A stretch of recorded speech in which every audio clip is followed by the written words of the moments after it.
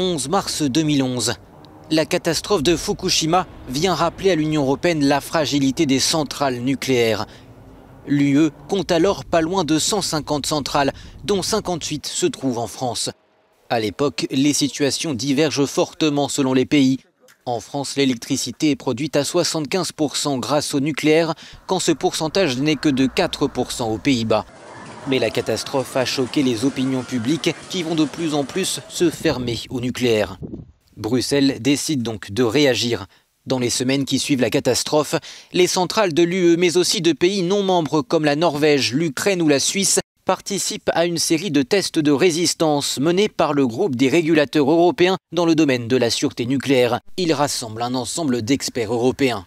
Dans 17 pays est testée la capacité des centrales nucléaires à réagir face à des catastrophes naturelles aux conséquences d'une panne ou d'une perte de l'évacuation de la chaleur. Également testée la capacité à prévenir les émissions radioactives majeures en cas d'accident grave.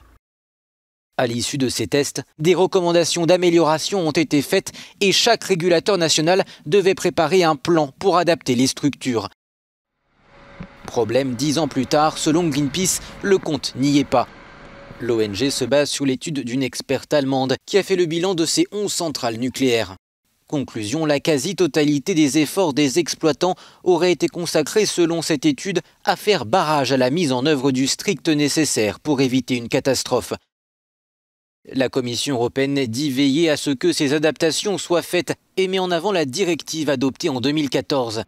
Elle instaurait une évaluation de toutes les centrales tous les 10 ans et renforçait le rôle des autorités régulatrices nationales en augmentant notamment leurs moyens, car ce sont elles qui sont chargées du suivi des centrales en premier lieu.